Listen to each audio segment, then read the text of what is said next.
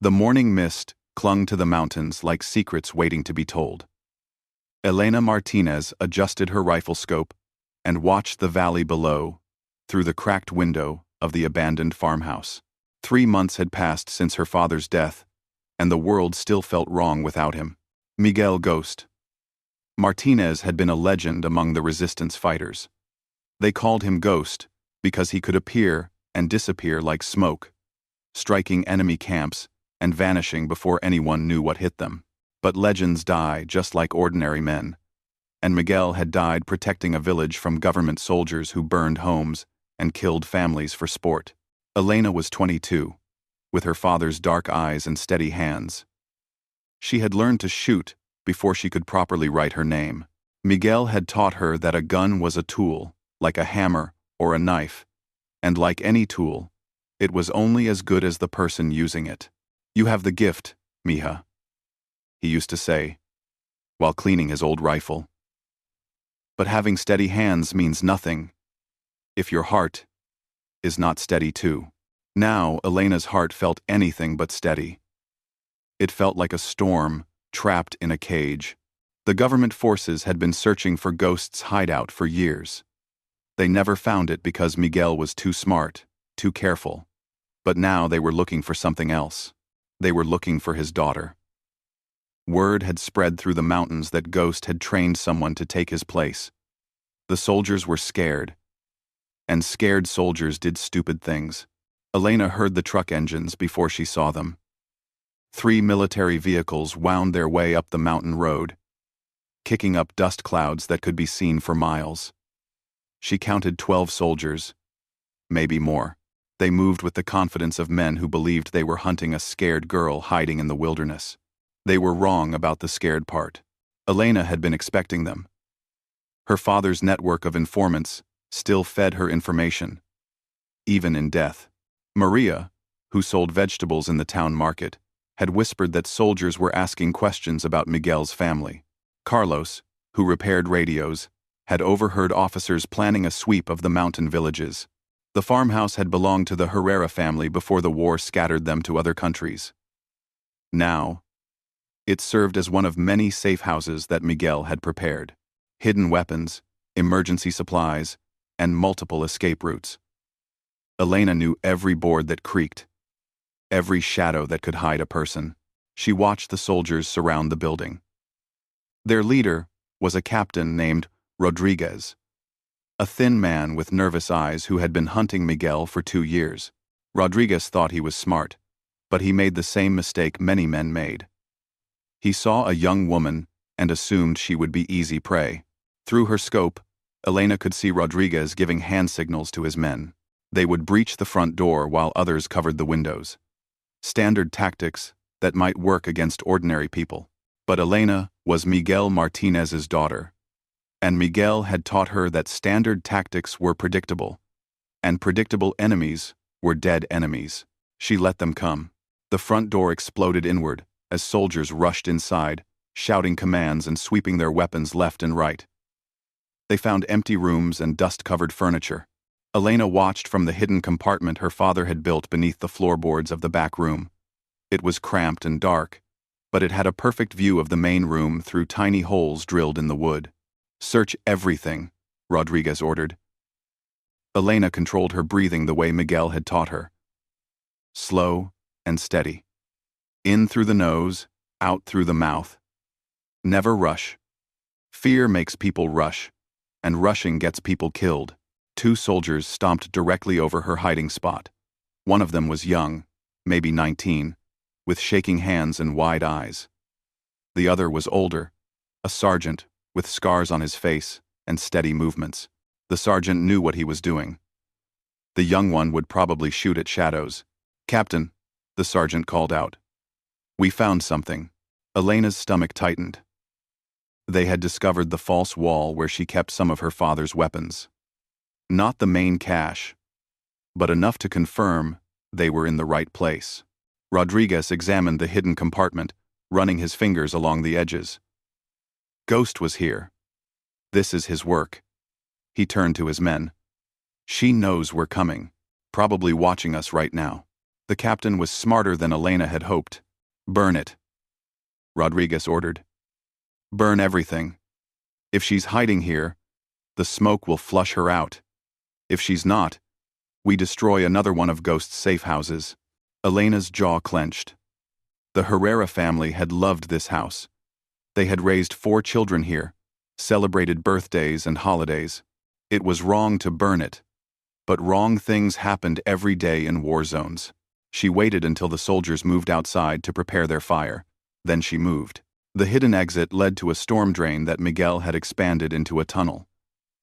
It emerged 50 meters away, behind a cluster of large rocks that provided perfect cover. Elena crawled through the darkness, her father's rifle strapped to her back. She emerged just as the soldiers were dousing the farmhouse with gasoline. The smell was sharp and chemical, mixing with the mountain air in a way that made her nose wrinkle. Rodriguez stood with his back to her position, confident that he had won. Elena settled into a shooting position among the rocks. The range was about 60 meters. An easy shot for someone with her training. She could take Rodriguez down, and probably 2 others before they figured out where the shots were coming from. But killing them would only bring more soldiers. More questions. More searches. Her father had taught her that sometimes the best victory was the one that looked like defeat. Instead, she waited. The soldiers threw their torches through the broken windows. Fire caught quickly in the dry wood, sending orange flames climbing the walls like hungry fingers. Smoke poured out of every opening, thick and black against the blue sky.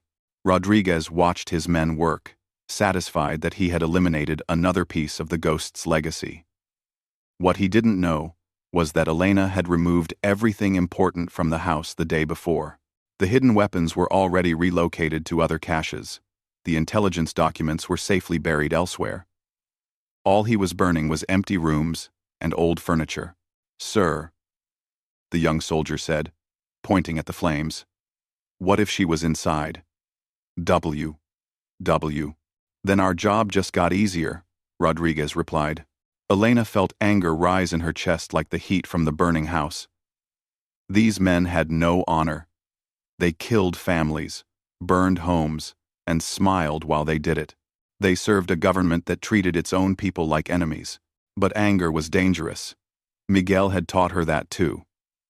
Angry people made mistakes, and mistakes got you killed or captured. She watched the soldiers load back into their trucks. They would return to their base and report that they had destroyed another terrorist hideout.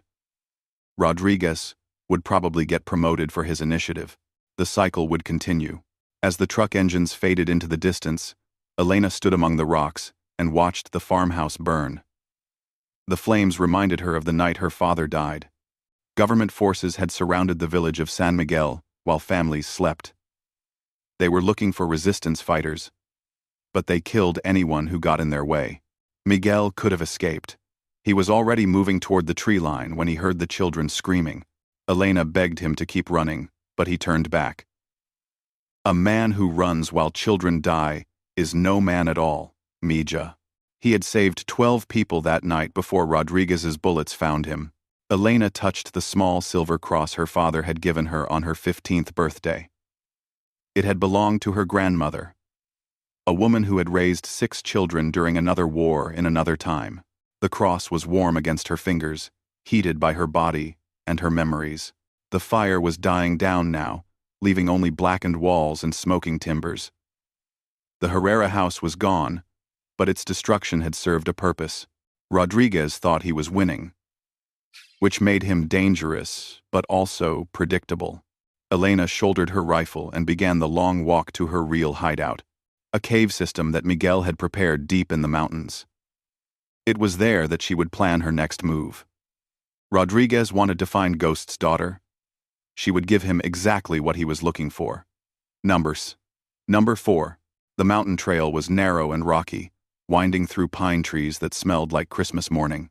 Elena had walked this path 100 times with her father, learning which stones were loose, which branches might snap and give away your position, which turns offered the best views of approaching enemies. "The mountains are alive, mija," Miguel used to say. "Learn to listen to them, And they will protect you. Elena listened now.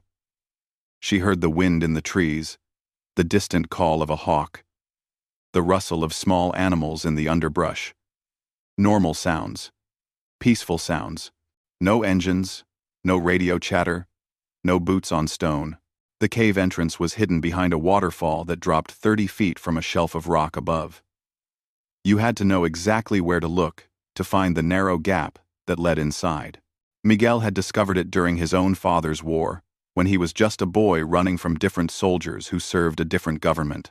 Wars change, he had told Elena. The uniforms change, the flags change, the reasons change. But there are always men with guns who think might makes right, and there are always people who refuse to bow down. Elena squeezed through the gap behind the waterfall, her clothes immediately soaked by the spray. The cave beyond was larger than it appeared from outside, with multiple chambers and passages that led deep into the mountain. Miguel had spent years preparing this place, stockpiling weapons, ammunition, medical supplies, and enough food to last for months. In the main chamber, Elena lit an oil lamp and sat down at the wooden table where her father had planned his operations. Maps of the region were tacked to the stone walls, marked with symbols only she could read. Red X's marked government outposts. Blue circles showed friendly villages. Green triangles indicated weapon caches. Elena spread out a detailed map of the valley where Rodriguez's base was located. Fort Santiago was built inside an old coffee plantation, surrounded by high walls and guard towers. 200 soldiers called it home, along with officers who came and went in helicopters. Rodriguez lived in the commander's quarters, a 2-story building at the center of the compound. Elena had been watching the base for weeks, learning the patrol schedules, identifying weaknesses. She knew that Rodriguez took his coffee on the second-floor balcony every morning at 6:30. She knew that the guard rotation changed at midnight, leaving a 3-minute gap in coverage on the south wall. But Elena wasn't planning an assassination. She was planning something much more dangerous. She was planning to walk through the front gate. Elena opened a wooden chest that contained her father's personal effects. Inside were his medals from the old army, before he joined the resistance. His reading glasses, cracked from the night he died. A photograph of Elena's mother, who had died of fever when Elena was 7. At the bottom of the chest was a manila folder containing documents that Miguel had kept hidden for years. Birth certificates, school records, and something else. Something that Rodriguez would never expect. Elena Martinez had a secret that even her father's closest allies didn't know. Before the war scattered everyone, before Miguel became the ghost, Elena had been enrolled at the University of Santiago. She had been studying journalism, with dreams of becoming a war correspondent. But more importantly, she had been dating Rodriguez's younger brother, David. David Rodriguez was nothing like his brother. Where the captain was hard and cruel, David was gentle and thoughtful. He wrote poetry and painted landscapes and believed that words could change the world more than bullets. Elena had loved him completely, the way young people love when they think love is simple. Then the war came to the university. Students began disappearing. Professors who taught forbidden subjects were arrested. David tried to convince Elena to flee with him to America, where his aunt lived in a city called Miami. Elena had wanted to go. She had dreamed of a life where she could write about injustice instead of fighting it with rifles. But Miguel needed her. And families came first. She had broken David's heart to save his life. Now, 3 years later, David was working as a translator at Fort Santiago. Elena knew this because Maria, the vegetable seller, had a cousin who worked in the base kitchen. Information flowed through the mountains like water, finding its way into every crack and crevice. Elena studied the photograph of David that she had kept hidden all these years.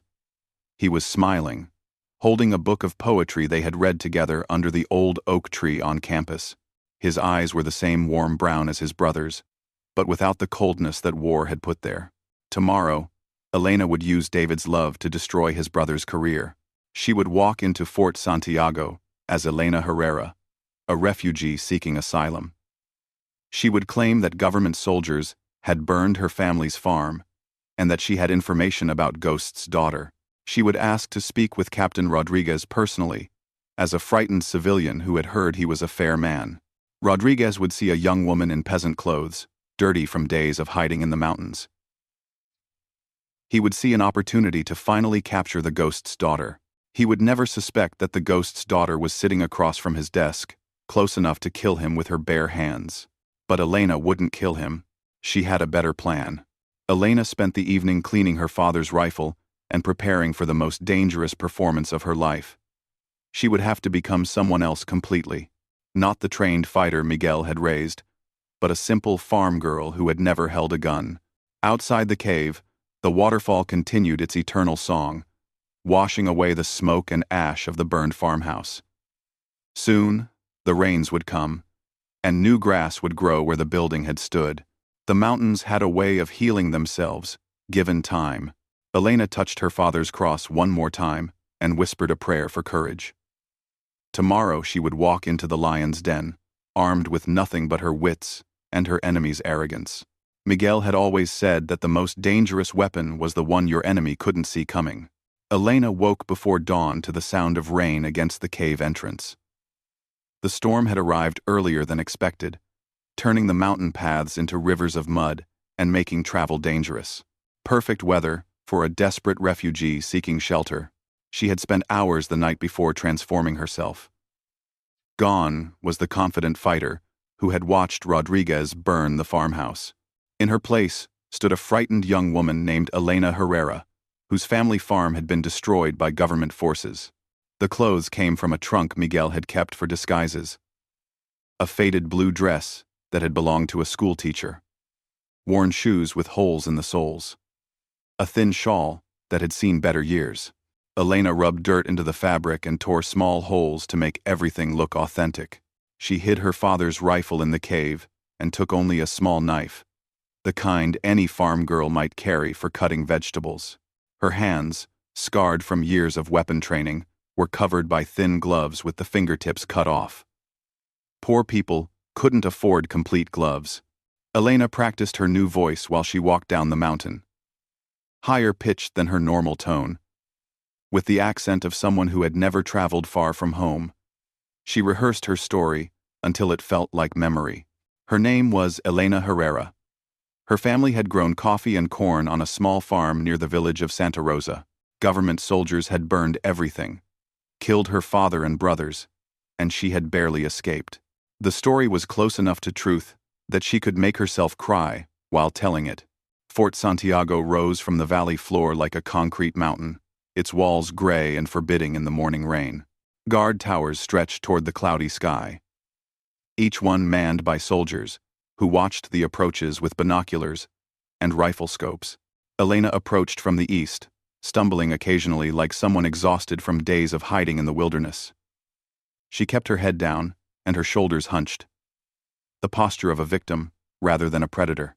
The first checkpoint was a small booth where 2 guards inspected anyone seeking entry. Elena had watched this post for weeks and knew the routine. Morning shift meant Corporal Vega and Private Santos, both young men who followed orders without thinking too hard about them. "Stop there," Vega called out, as Elena approached. "State your business." Elena looked up with wide, frightened eyes. "Please, sir, I need help. The soldiers, they burned everything." Santos lowered his rifle slightly. He was maybe 20 years old, with kind eyes that hadn't yet been hardened by war. "What soldiers? Who are you?" "Elena Herrera, sir, from Santa Rosa. They came 3 days ago and burned our farm. They killed Papa and my brothers." Elena let her voice break on the last words, producing real tears that mixed with the rain on her cheeks. Vega and Santos exchanged glances. Refugees were common, but most of them sought shelter in the villages, not at military bases. "Why did you come here?" Vega asked. "This is a military installation. We don't take refugees." Elena stepped closer, lowering her voice. "I have information, sir, about the Ghost's daughter. I saw her." Both guards straightened at this. Information about Ghost's daughter was worth reporting immediately. "What did you see?" Santos asked. Elena glanced around nervously, as if afraid of being overheard. She was at our farm before the soldiers came. She told my father she was looking for weapons. She said the ghost had hidden guns on our land. This was brilliant fiction. It explained why government forces had targeted the Herrera farm, and it placed Ghost's daughter in a specific location that could be searched. You need to speak to Captain Rodriguez, Vega said. Santos, escort her to the commander's office. I'll radio ahead. Elena allowed herself to look relieved and grateful. Thank you, sir. Thank you so much. The walk through Fort Santiago was like touring a small city. Elena counted soldiers, noted vehicle placements, and memorized the layout while maintaining the appearance of a frightened civilian. She had studied the base from the outside, but being inside revealed details that surveillance couldn't capture. The motor pool contained 12 trucks and 3 armored personnel carriers. The communications building had 2 satellite dishes and multiple radio antennas.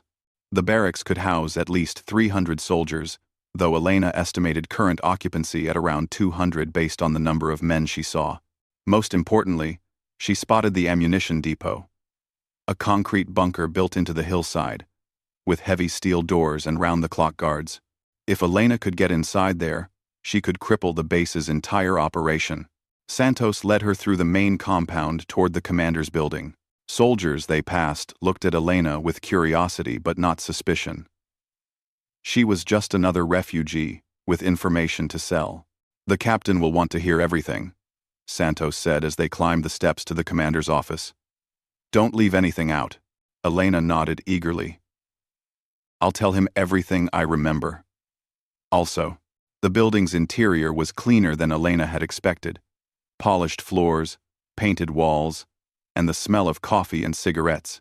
Rodriguez might be a killer, but he maintained professional standards for his headquarters. Santos knocked on a door marked with the captain's name and rank. A voice from inside called for them to enter. Captain Rodriguez sat behind a wooden desk, covered with maps and reports. He was smaller than Elena had expected, but his eyes were intelligent and calculating. This was a man who had survived 3 years of guerrilla warfare by being smart and ruthless. Sir, Santos said, saluting. This is Elena Herrera. She has information about Ghost's daughter. Rodriguez looked up from his paperwork, studying Elena with the intensity of a predator evaluating prey. She met his gaze briefly, then looked down at her hands like a nervous civilian would. Leave us, Santos, Rodriguez said, and close the door. The private left them alone. Elena suddenly felt very aware of the knife in her boot and the fact that she was sitting 3 feet away from the man who had killed her father. But Elena Herrera wouldn't know about that, so she maintained her frightened refugee pose. Tell me about this information, Rodriguez said, leaning back in his chair. Elena launched into her rehearsed story. The farm, near Santa Rosa. The soldiers who came in the night. Her family's deaths. And then, the most important part. She came to our farm 2 days before the soldiers, sir. A young woman, maybe 20 or 25. She said she was looking for weapons that the ghost had hidden on our land. Rodriguez leaned forward. Describe her. Elena gave a description that was close to her own appearance, but different enough to misdirect any search. Taller, with lighter hair, a small scar on her left cheek, someone who might exist but would be hard to find. She had a rifle, sir, a very good one, and she knew how to use it. When our dog barked at her, she moved like a soldier. What did she want exactly? She was looking for something the ghost had buried. She had a map, drawn on paper. She said her father had told her about weapons, hidden all over the mountains. Rodriguez made notes on a pad of paper. Elena could see him making connections, planning new search operations based on her false information. Did she find what she was looking for? Elena shook her head. No, sir. She dug in 3 different places but found nothing. She was angry when she left. She said the map must be wrong. This detail was crucial. It suggested that Ghost's weapon caches might be incorrectly marked, which would send Rodriguez's men on wild hunts through the wrong areas. Where is your farm exactly? Rodriguez asked. Elena gave him precise coordinates for a plot of land that was actually empty wilderness. When his soldiers went to investigate, they would find nothing but trees and rocks. Rodriguez studied his maps, marking locations with a red pen. Elena watched his face, seeing the excitement of a hunter who thought he had found fresh tracks. You've been very helpful, Elena, Rodriguez said finally. We'll investigate your information immediately. Elena allowed herself to look hopeful. Will you catch her, sir? Will you make her pay for what happened to my family? I promise you that Ghost's daughter will be brought to justice, Rodriguez said. But you can't stay here. This is a military base, not a refugee center. Elena's heart sank, but not for the reasons Rodriguez thought. She had hoped to remain on the base longer, to gather more intelligence, and possibly sabotage their operations. Please, sir, she said. I have nowhere else to go. The village won't take me because they think I might bring soldiers. Rodriguez considered this. Elena could see him weighing the political value of helping a refugee against the security risk of having civilians on a military base. A knock on the door interrupted his thoughts. Enter, Rodriguez called. A young man in civilian clothes stepped inside. Elena's heart nearly stopped. It was David Rodriguez, looking exactly as she remembered him but with new lines around his eyes that hadn't been there 3 years ago.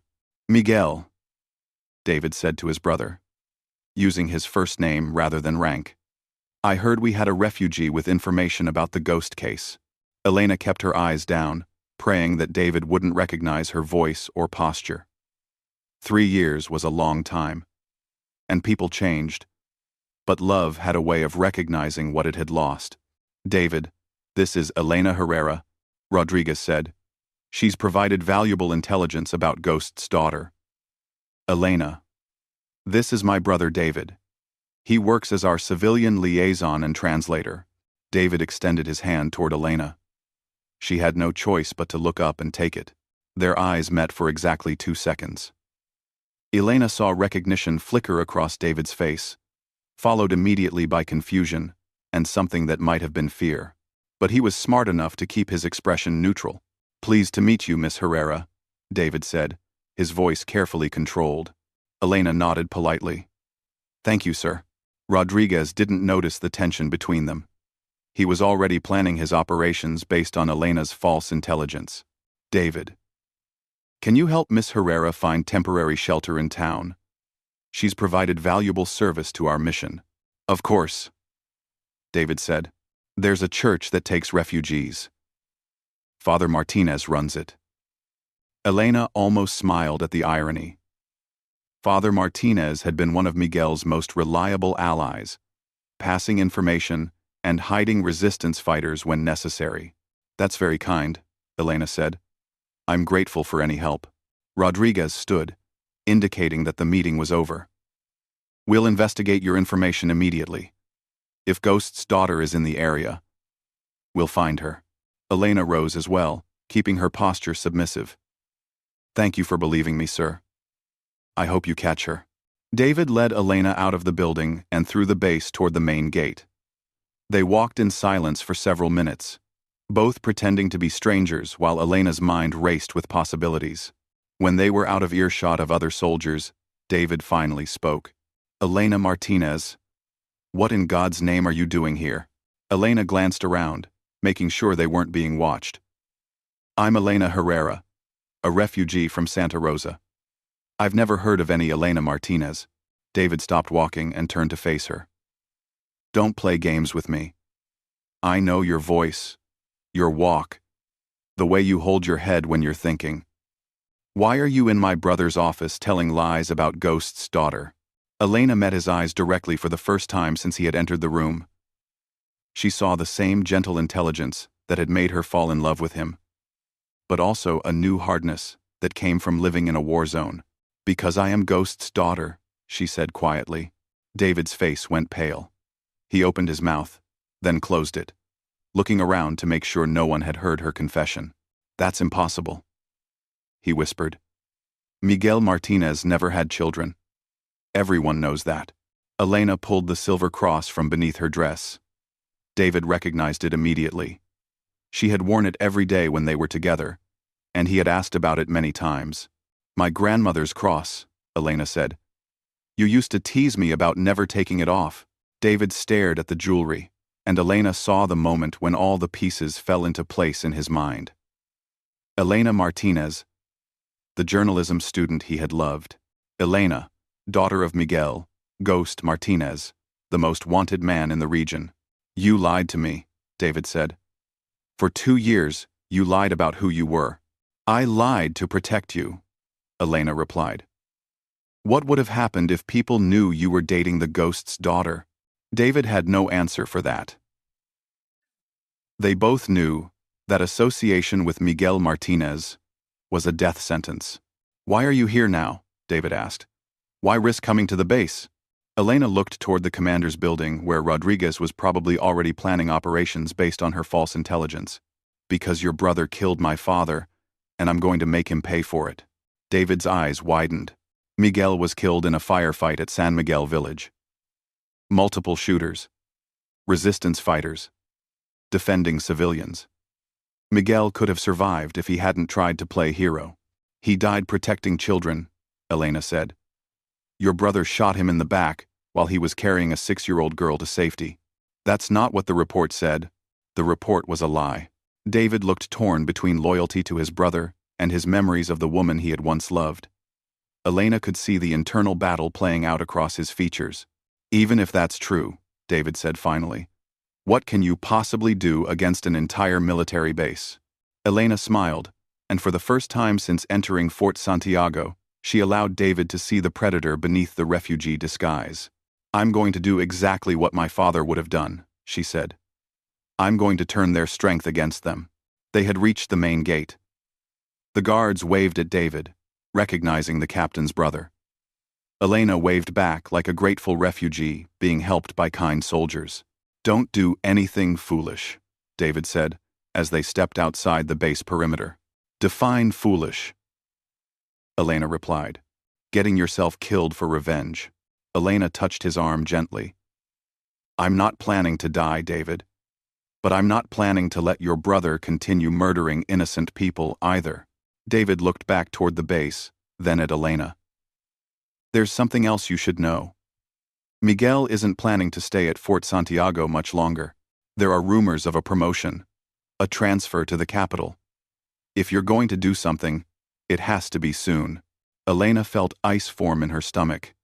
If Rodriguez left for the capital, she might never get another chance at justice.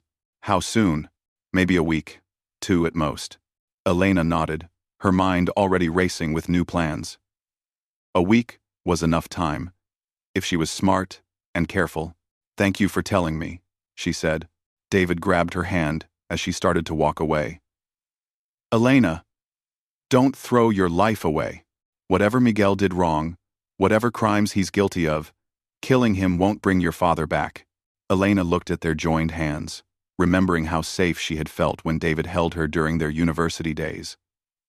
Those days felt like they belonged to a different person in a different lifetime. "I know," she said.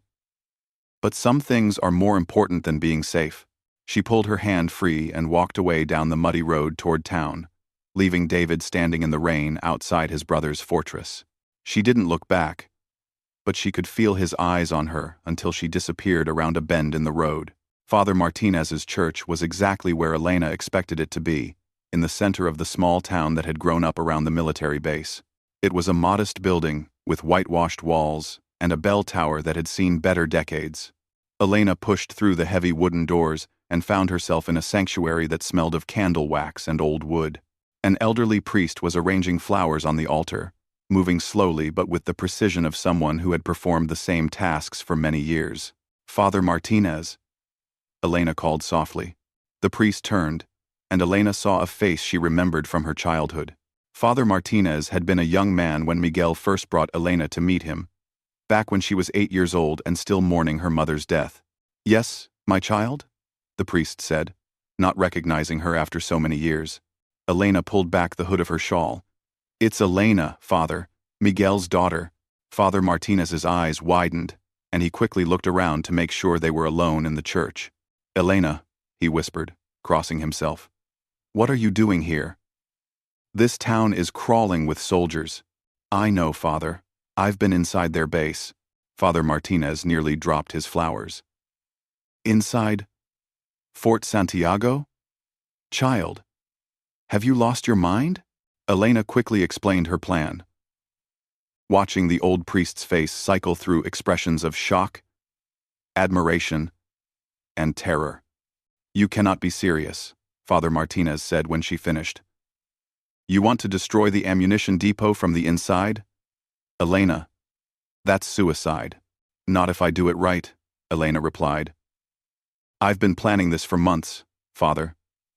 I know their routines, their weaknesses, their schedules." Father Martinez sat down heavily in the front pew. "Your father would never forgive me if I let you get yourself killed." "My father is dead because Rodriguez shot him in the back," Elena said. "I'm not asking for your permission, Father.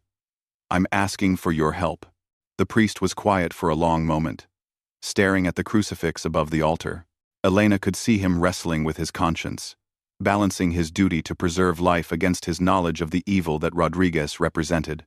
"What do you need?" he asked finally. Elena smiled for the first time in weeks.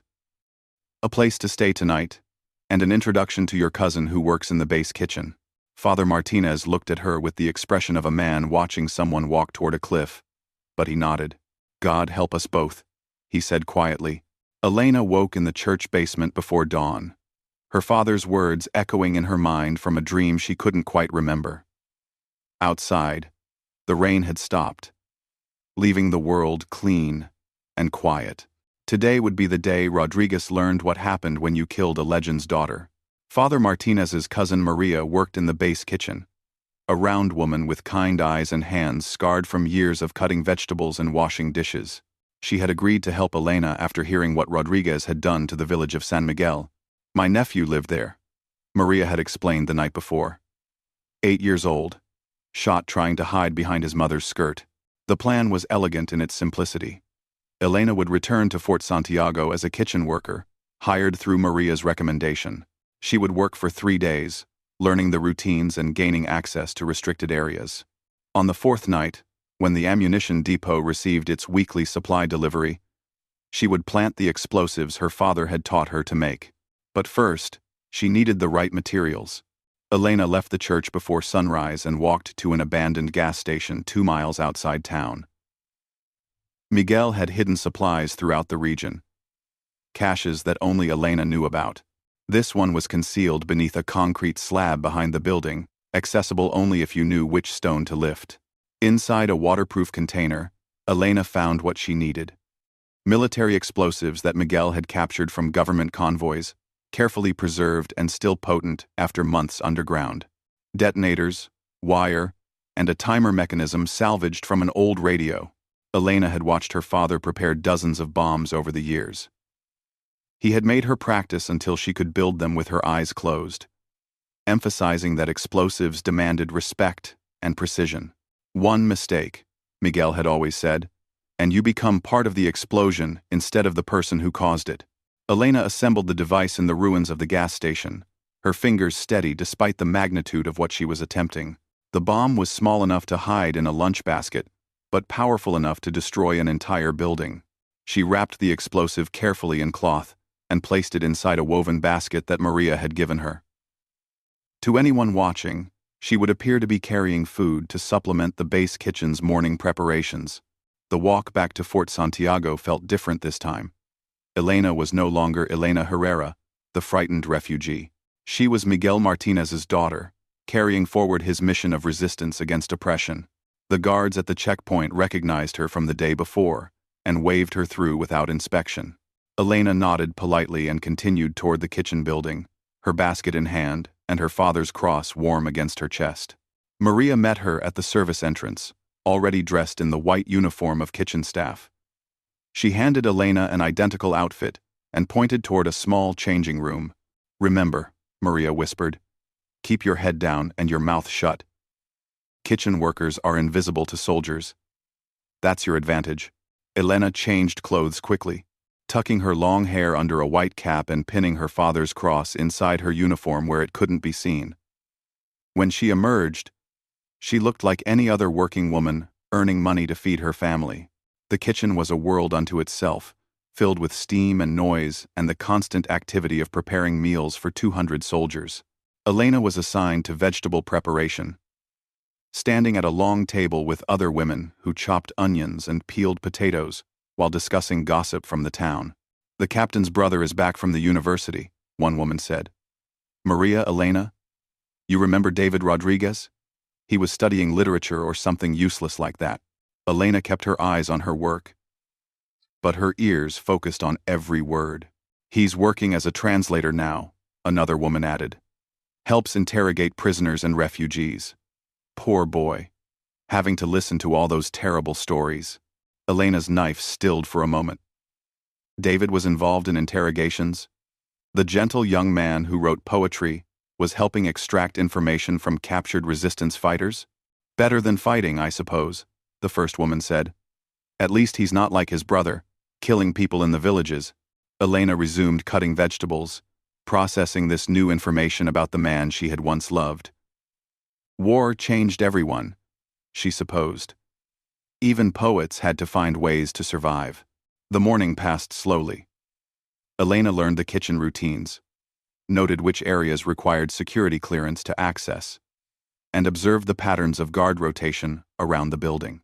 Most importantly, she identified the storage rooms where supplies were kept overnight. At lunchtime, Elena volunteered to help serve food to the soldiers in the main dining hall. This gave her the chance to study the base layout from inside, noting exits and identifying key personnel. Captain Rodriguez entered the dining hall precisely at noon, followed by his staff officers. Elena kept her eyes down as she ladled stew into bowls, but she listened to their conversation. "The search teams found nothing at the Santa Rosa coordinates," one officer reported. "No evidence of weapons, caches, or recent digging." Rodriguez frowned.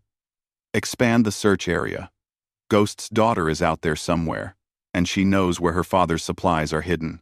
Elena served stew to the officer making the report, her hands steady despite her racing heart. They had investigated her false intelligence and found nothing, exactly as planned. "Sir," another officer said, "what if the refugee was lying? What if she made up the story to get shelter?" Rodriguez considered this. Possible. But she knew details about Ghost's operations that wouldn't be common knowledge. "I believe she encountered his daughter." Elena moved to the next table, continuing to serve while gathering intelligence. Rodriguez was smart, but he was working with incomplete information. He knew that Ghost's daughter existed, but he didn't know she was standing 3 feet away holding a ladle. The afternoon brought Elena closer to her goal. As part of kitchen cleanup duties, she was assigned to empty trash bins throughout the administrative building. This gave her access to areas normally restricted to kitchen staff. Elena made note of everything: guard positions, door locks, security cameras, and most importantly, the schedule for ammunition depot operations. A bulletin board in the communications office displayed the weekly supply calendar, showing that the next delivery was scheduled for Thursday night at 2,200 hours. Perfect timing. Elena would plant her bomb during the chaos of unloading trucks and moving heavy crates. As evening approached, Elena helped prepare dinner while finalizing her plans. The bomb would be placed inside the ammunition depot during the supply delivery, hidden among the incoming crates. The timer would be set for a 4-hour delay, giving her time to evacuate the base before the explosion. But first, she needed to deal with an unexpected complication. David Rodriguez entered the kitchen at 1,800 hours, carrying a tray from the officer's dining room. Elena turned away, but there was nowhere to hide in the crowded space. "Excuse me," David said to Maria. "Captain Rodriguez would like to speak with one of your workers, the young woman who came as a refugee yesterday." Elena's blood went cold, but she maintained her composure. David knew exactly who she was, and he was trying to protect her by giving her advance warning. "Elena Herrera?" Maria said innocently. "She's right over there, washing dishes." David approached Elena's station, his face carefully neutral. To anyone watching, he appeared to be delivering a routine message from his brother.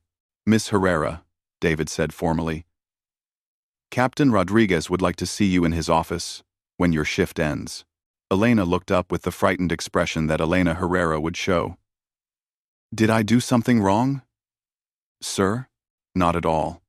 He just has some follow-up questions about the information you provided." Elena nodded submissively. "Yes, sir. I'll come immediately." David left the kitchen, but not before meeting Elena's eyes for a brief moment. In that glance, she saw a message. "Be careful."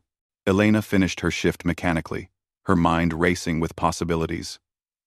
Had Rodriguez discovered something that connected Elena Herrera to Elena Martinez? Or was this simply routine follow-up on her false intelligence report? She couldn't risk the meeting. If Rodriguez had discovered her true identity, she would be walking into a trap. But if she failed to appear, she would become a suspect immediately. Elena made her decision. She would keep the appointment, but she would be prepared for anything. At 1,900 hours, Elena knocked on Captain Rodriguez's door, her bomb hidden in the kitchen basket she carried. If Rodriguez suspected her, she would detonate the device immediately and take him with her. "Enter," Rodriguez called. Elena stepped inside to find Rodriguez alone at his desk, studying maps under a bright lamp. He looked up as she approached, his eyes showing no suspicion. "Ah, Elena, please, sit down. How was your first day in our kitchen?" Elena sat carefully, keeping the basket within reach. "Very good, sir. Everyone has been kind to me. Excellent. I called you here because we investigated the location you described yesterday. We found no evidence of recent digging or weapon caches." Elena allowed concern to creep into her voice. "Maybe I remembered the location wrong, sir. I was very frightened when she was there." Rodriguez leaned forward. "Tell me again exactly what Ghost's daughter looked like. Every detail you can remember." "Rodriguez, every detail you can remember." Elena repeated her false description, adding small inconsistencies that would make any search more difficult. She described someone who might exist, but would be nearly impossible to find. "You mentioned she had a map," Rodriguez said. "Hand-drawn on brown paper, sir. It showed the mountains around our farm, with symbols I didn't understand." Rodriguez made notes, completely absorbed in the false intelligence. Elena realized that his obsession with capturing Ghost's daughter had made him vulnerable to deception. "One more question," Rodriguez said. "Did she mention any names? Other resistance fighters? Villages that support them? Anything like that?" Elena pretended to think carefully. "She mentioned someone called Falcon. She said Falcon was supposed to meet her at another weapons cache. There was no one called Falcon in the resistance movement." Elena had invented the name to send Rodriguez's forces chasing shadows. "Where was this other cache supposed to be?" Rodriguez asked. Elena gave him coordinates for an area on the opposite side of the mountains, as far from her real hideout as possible. "You've been very helpful, Elena," Rodriguez said, standing up. "Rest assured that we will capture Ghost's daughter soon." Elena rose as well, relieved that her cover remained intact. "Indeed. David tells me you'll be working in the kitchen for a few more days before moving on?" Elena nodded. "Yes, sir. I'm grateful for the work." Rodriguez walked her to the door. "Sleep well. Tomorrow will be another busy day." Elena left the commander's building with her bomb still hidden and her mission still possible. Rodriguez suspected nothing, which meant she could proceed with her plan. Thursday night arrived with clear skies and a new moon, perfect conditions for Elena's operation. She had spent 2 more days learning the base routines and confirming her intelligence about the ammunition depot. At 2,100 hours, Elena left her sleeping quarters in the workers' dormitory and made her way toward the ammunition bunker. She wore dark civilian clothes and carried her bomb in a canvas bag that could pass for personal belongings. The supply trucks arrived precisely at 2,200 hours, their engines rumbling through the quiet base. Elena watched from behind a storage shed as soldiers began unloading wooden crates marked with military designations. The depot's main doors stood open, with guards focused on supervising the delivery rather than watching for intruders. Elena waited for the perfect moment, when both guards were inside the bunker, helping to stack crates. She moved quickly across the open ground, staying low and using the shadows cast by the trucks. The depot entrance was unguarded for exactly 90 seconds, while the guards moved deeper into the facility. Elena slipped inside and found herself surrounded by enough ammunition and explosives to level half the base. Crates of rifle rounds, artillery shells, and military-grade explosives were stacked floor to ceiling. She found the perfect location for her bomb, a corner where incoming crates were being temporarily stored before permanent placement. Elena set the timer for 4 hours and carefully concealed the device among wooden boxes marked medical supplies.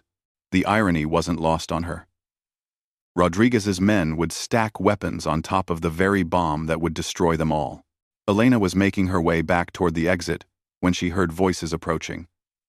2 guards were returning from the storage area, discussing something about inventory procedures. She had nowhere to hide. Elena pressed herself against a stack of crates and held her breath as the guards passed within arm's reach of her position. One of them paused, looking directly toward her hiding spot. "Did you hear something?" he asked his partner. "Just the trucks outside. Come on, we need to finish the inventory check." The guards moved past Elena's position and continued deeper into the depot. Elena waited until their voices faded, then crept toward the exit. Outside, the supply trucks were finishing their delivery. Elena slipped away from the depot and back toward the workers' quarters, her heart pounding. But her mission accomplished. 4 hours. In 4 hours, Captain Rodriguez would learn what happened when you murdered innocent people and called it justice. Elena reached her room at 22:30 hours and began preparing for evacuation. She packed only essential items: her father's cross, a few personal documents, and the small knife she always carried. Everything else would be left behind when Elena Herrera disappeared forever. At 0100 hours, Elena left the workers' dormitory and walked toward the main gate. Night shift guards were accustomed to early departures by kitchen workers who lived in town, so her exit would attract no attention. She was 50 meters from freedom when David Rodriguez stepped out of the shadows beside the guard post. "Going somewhere, Elena?" he asked quietly. Elena's hand moved instinctively toward her knife, but David raised his hands to show he meant no threat. "I'm going home," Elena said, staying in character as Elena Herrera. "No, you're not," David replied. "Elena Herrera doesn't exist. I checked the university records, the birth certificates, even the church registries. There was no Elena Herrera from Santa Rosa." Elena evaluated her options. David was blocking her path to the gate, and the guards were 20 meters away. She could kill him with her knife, but not quietly enough to avoid alerting the soldiers. "I don't know what you mean," Elena said. David stepped closer, his voice barely a whisper. "I know what you've done.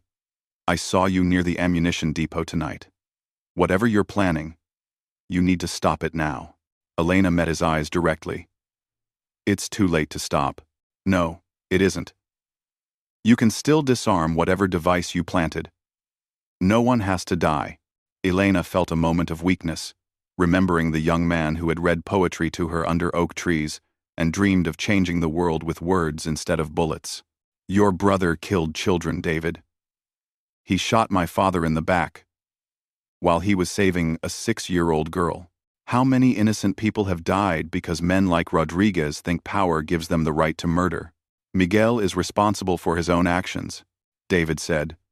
"But killing him won't save those children. It won't bring your father back. It will just create more orphans, more widows, more people seeking revenge."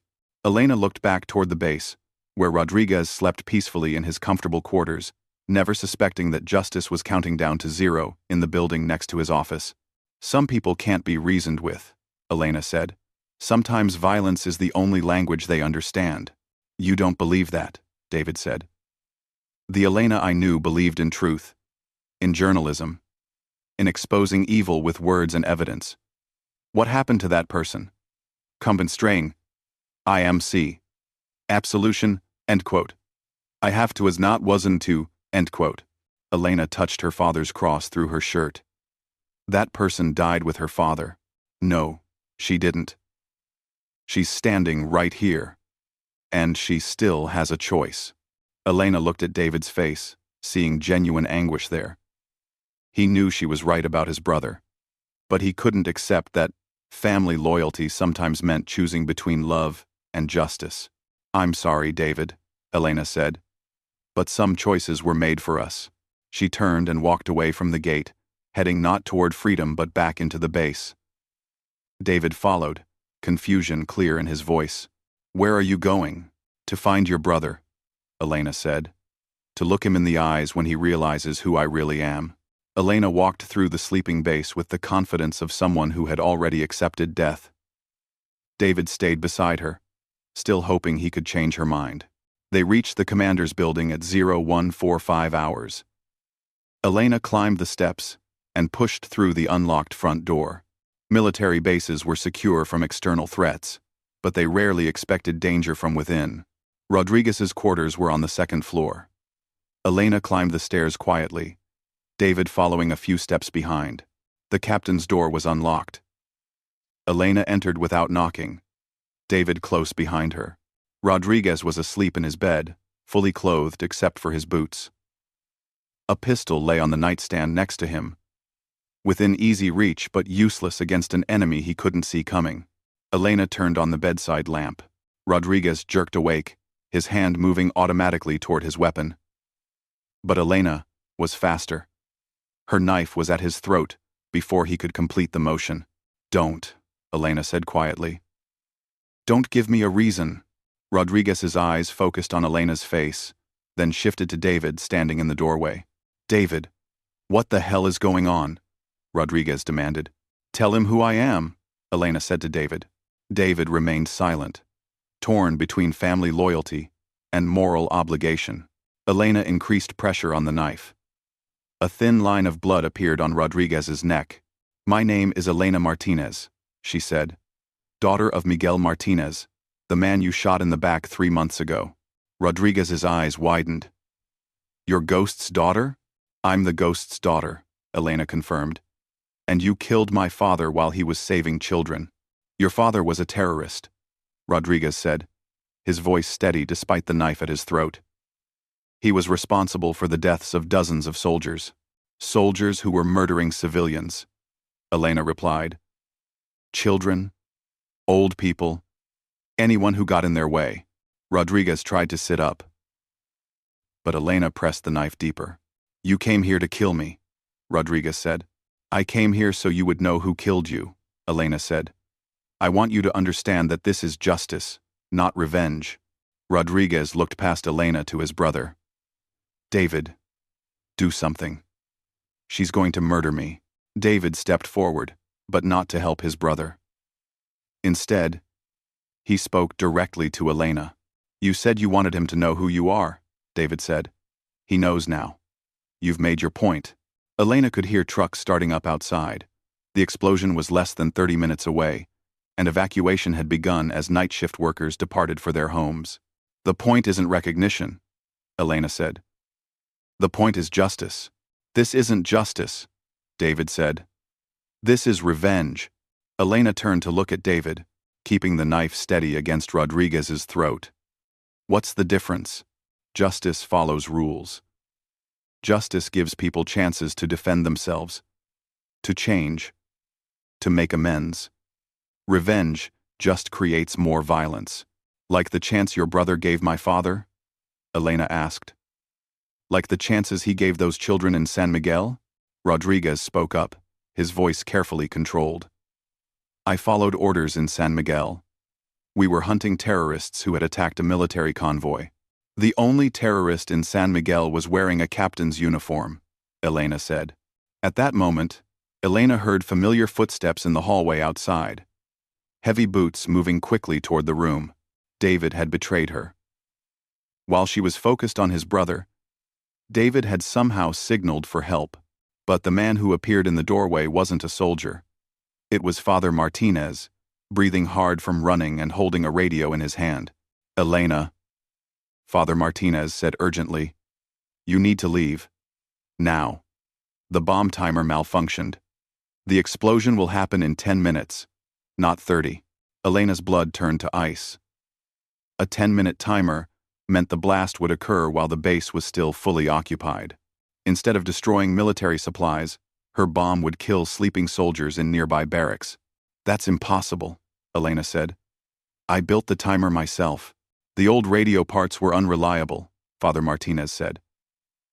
Elena looked at Rodriguez, then at David, then at the priest, who had risked his life to warn her. In 10 minutes, 200 soldiers would die in their sleep, along with kitchen workers, clerks, and anyone else who happened to be on the base. These weren't the men who had killed her father.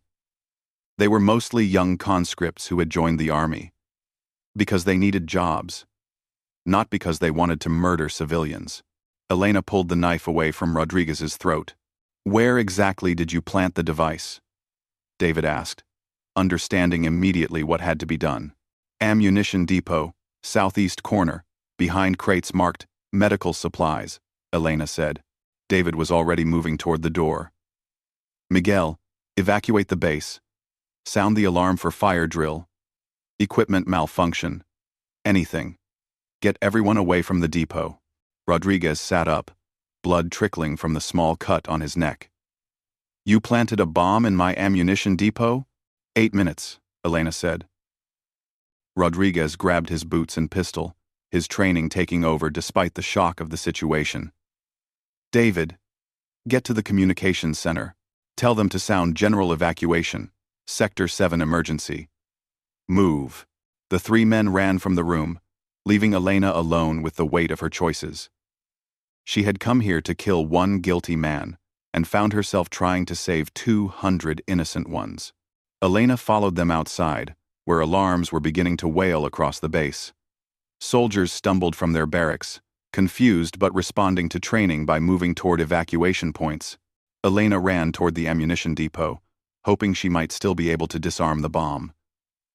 The explosion lit up the night sky like a miniature sun, sending shock waves that shattered windows throughout the base. The ammunition depot and its contents disappeared in a ball of fire and flying debris. Elena was thrown to the ground by the blast wave, her ears ringing and her vision blurred. Around her, she could hear soldiers shouting, vehicles starting up, and the distant sound of someone calling for medical assistance. But no screams. No cries of the wounded. The evacuation had worked. Elena struggled to her feet, looking around at a base that was damaged but not devastated. The depot was gone, along with several nearby buildings, but the barracks and administrative areas were intact. Rodriguez appeared beside her, his uniform torn and his face blackened with smoke. "You could have killed everyone," he said. "But I didn't," Elena replied. Rodriguez studied her face in the firelight. "Why? Why warn us?" Elena touched her father's cross, thinking of Miguel's words about the difference between justice and revenge. "Because you're right," she said. "I'm not a terrorist." Rodriguez nodded slowly. "David told me what happened at San Miguel. What I did to your father." Elena looked at him directly. And I was wrong," Rodriguez said. "Miguel Martinez was protecting children when I shot him. I've carried that weight for 3 months. Is that supposed to be an apology?" Rodriguez took a deep breath. "Yes, it is." Elena studied the man who had killed her father, seeing something in his eyes that she hadn't expected. Guilt. Remorse. The weight of choices that couldn't be undone. "Apologies don't bring people back," Elena said. "No," Rodriguez agreed. "They don't. But sometimes, they're the first step toward making sure the killing stops." Elena heard vehicles approaching from the direction of town. Fire trucks, ambulances, probably military reinforcements as well. "You're under arrest," Rodriguez said. "You destroyed military property and endangered lives." Elena nodded. "I know. But," Rodriguez continued, "given the circumstances, I think you deserve a chance to make a different choice about your future." Elena looked at him with surprise. "What kind of choice?" David approached them, coughing smoke from his lungs. The kind where you help us stop the real terrorists, instead of becoming one yourself. Elena understood what they were offering. Information about resistance operations, in exchange for clemency. Betrayal of her father's allies, to save herself. I won't betray the resistance, Elena said. We're not asking you to, Rodriguez said. We're asking you to help us separate the freedom fighters from the murderers. Help us find the people who target civilians, instead of military targets. Elena thought about this offer. There were resistance fighters who had lost their way, who killed innocent people, and called it revolution. Miguel had opposed them as strongly as he opposed the government forces. What guarantee do I have that you won't just use my information to hunt everyone? Elena asked. You have my word, Rodriguez said. The word of the man who shot my father in the back? Rodriguez flinched, but he didn't look away. The word of the man who learned something from that mistake. Elena looked around at the base, at the soldiers helping each other, at the destruction she had caused. She thought about David's words regarding the difference between justice and revenge. I need time to think, Elena said. You have until sunrise, Rodriguez said. After that, you'll be transferred to the capital for trial. Elena nodded. That gave her 6 hours to decide whether to trust the man who had killed her father, or to escape and continue the cycle of violence that had already claimed too many lives. As dawn approached, Elena sat in a temporary holding cell, listening to the sound of cleanup operations outside. Father Martinez had brought her coffee and breakfast, along with news that no one had been seriously injured in the explosion. What would your father want you to do? The priest asked. Elena considered the question. Miguel had fought for justice, not revenge. He had protected innocence, even when it cost him his life. He had taught her that some things were more important than being safe. But he had also taught her that some things were more important than being right. When Rodriguez came for her answer at sunrise, Elena was ready. I'll help you, she said. But I have conditions. Name them. I want guarantees that information I provide will only be used against people who target civilians. I want oversight of operations to ensure they follow rules of engagement. And I want the right to walk away if you break our agreement. Rodriguez considered this. And in return, I'll help you distinguish between freedom fighters and terrorists. I'll provide intelligence about operations that threaten innocent people. And I'll help you understand why people join the resistance. So maybe you can address the real problems instead of just treating the symptoms. Rodriguez extended his hand. Agreed. Elena shook it, thinking of her father and the choices that had led them all to this moment. There's one more thing, Elena said. I want to visit San Miguel village. I want to see the families my father died protecting. To apologize? Rodriguez asked. Elena looked out the window at the mountains where Miguel had taught her to shoot, to hide, to survive. No, she said, to understand what he was really fighting for. 6 months later, Elena stood in the same mountains, but everything had changed. She wore a government uniform now, with insignia marking her as a civilian consultant. Her job was to help identify which resistance groups were legitimate freedom fighters and which were simply criminals, using politics as an excuse for violence. It wasn't easy work. Both sides distrusted her motives, and she carried the weight of compromises that would have horrified the idealistic young woman she had been before the war touched her life. But she was making a difference. 3 major operations had been stopped because Elena identified that the targets were civilian infrastructure rather than legitimate military objectives.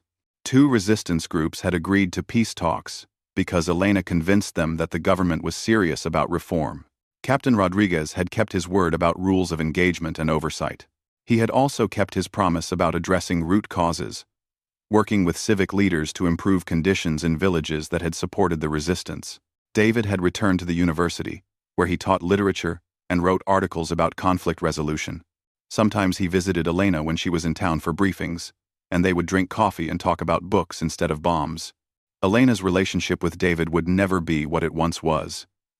Too much had happened. Too many choices had been made. But they had found a different kind of friendship, built on shared understanding of loss and redemption. Elena still wore her father's cross, and she still missed him every day. But she no longer carried the weight of revenge. Instead, she carried the responsibility of ensuring that his death had meaning beyond the cycle of violence that had claimed so many lives. The war wasn't over. There were still injustices to fight, still people who chose violence over dialogue, but there were also small victories.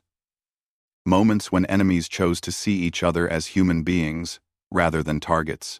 Elena Martinez, daughter of Miguel Ghost Martinez, had learned that the most powerful weapon wasn't always the one that could destroy your enemies. Sometimes, it was the one that could transform them into something better. As she walked the mountain paths her father had taught her to navigate, Elena carried new maps in her backpack. Not maps of weapon caches or enemy positions, but maps of schools to be built, roads to be repaired, and bridges to be constructed, both literal and metaphorical. The ghost's daughter had found her own way to honor her father's memory, and it looked nothing like revenge.